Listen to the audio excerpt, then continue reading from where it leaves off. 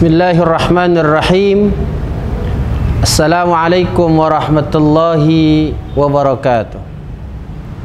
Allahumma salli ala sayyidina Muhammadin abdika wa rasulika nabiyil ummi wa ala alihi wa sahbihi wa sallim tasliman biqadri azamati dzatika fi kulli waqti wahin.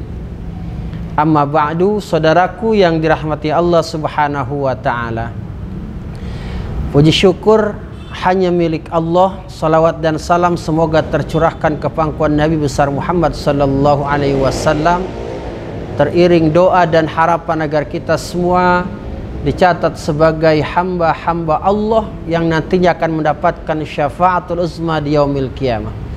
Amin ya rabbal alamin. Saudaraku yang dirahmati Allah Subhanahu wa ta'ala, bersyukur kita karena kita telah memasuki bulan Dzulhijjah, satu bulan yang dimuliakan oleh Allah Subhanahu wa ta'ala, di mana ada 4 bulan yang Allah muliakan ketika Allah menciptakan langit dan bumi. Di bulan Dzulhijjah ini Allah Subhanahu wa ta'ala mewajibkan kepada orang-orang yang mampu untuk melaksanakan ibadah haji. Namun sekarang ini ada kendala ketika seluruh dunia ditimpa musibah dengan wabah yang sangat luar biasa. Ternyata hanya orang-orang tertentu yang diperbolehkan untuk melaksanakan ibadah haji. Bersabarlah wahai saudaraku yang seharusnya tahun ini melaksanakan ibadah haji, tapi Allah Subhanahu wa ta'ala berkehendak lain. Yakinlah ada hal-hal yang istimewa yang Allah Subhanahu wa ta'ala berikan terhadap apa yang terjadi pada saat-saat sekarang ini. Saudaraku yang dirahmati Allah Subhanahu wa ta'ala, di dalam rukun haji kita mengenal istilah ihram, memakai pakaian serba putih yang tidak berjahit. Apa maknanya?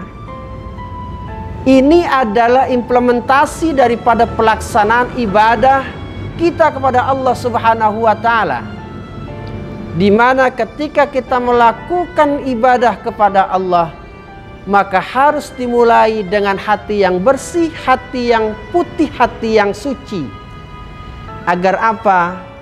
Agar ibadah kita kepada Allah dapat berjalan dengan mulus, lancar, khusyuk, dan diterima oleh Allah Subhanahu wa ta'ala. Ihram adalah sebuah perlambang hati. Ketika kita berpakaian serba putih, itulah yang diharapkan. Ketika hati kita ini kita bersihkan dari sifat-sifat yang tercela.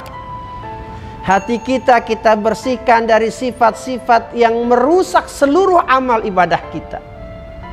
Riya misalnya, ketika orang akan melaksanakan sholat, maka sholatnya karena Allah, bukan karena kawan, bukan karena mertua, bukan karena kekasih, tetapi benar-benar karena Allah Subhanahu wa ta'ala. Wa ma umiru illa liya'budullaha mukhlishina lahuddin. Allah Subhanahu wa ta'ala memerintahkan kepada kita, ketika kita beribadah kepada Allah, maka lakukan itu dengan penuh keikhlasan, mengharapkan ridha Allah Subhanahu wa ta'ala, di mana seluruh penyakit-penyakit hati kita singkirkan.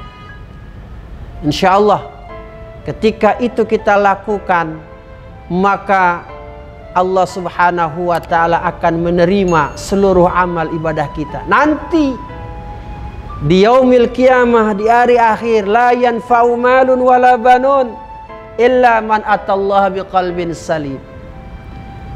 Nggak ada la yanfa'u malun, harta yang kita cari sekarang ini, harta yang kita cari pagi, siang, malam. Kadang-kadang malam jadi siang, siang jadi malam. Dibolak-balik hanya untuk mencari harta. Namun nanti pada saatnya la yanfa', Kagak ada manfaatnya tuh harta kita. Wala banun, anak keturunan kita pun tidak ada manfaatnya. Illa man atallaha biqalbin salim, kecuali orang yang datang kepada Allah dengan hati yang bersih. Subhanallah. Ihram sebagai perlambang kebersihan hati. Makanya ketika kita niat berihram, hilangkan seluruh jabatan kita, hilangkan apa yang kita miliki, kita hilangkan, karena semata-mata kita akan beribadah kepada Allah Subhanahu wa ta'ala. Maka pada saat itu tidak ada lagi yang namanya pemimpin, jabatan, tidak ada.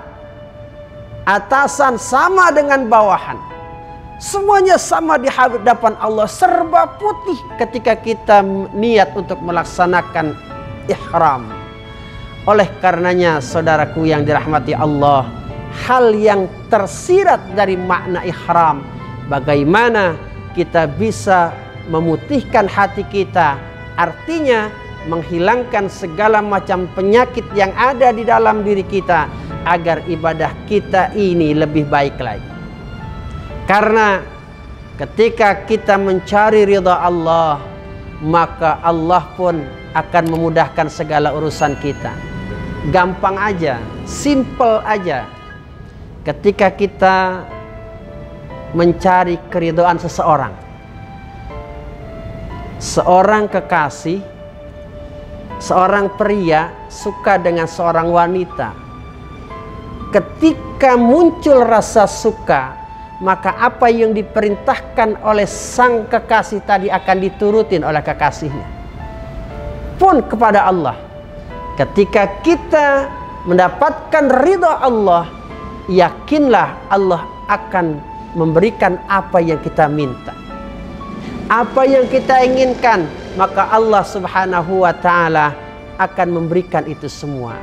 Mari dengan ihram ini kita buktikan, kita niatkan benar-benar dalam hati bahwasanya kebersihan itu, kebersihan hati mampu membawa kita mendekatkan diri kepada Allah Subhanahu wa ta'ala lebih baik lagi.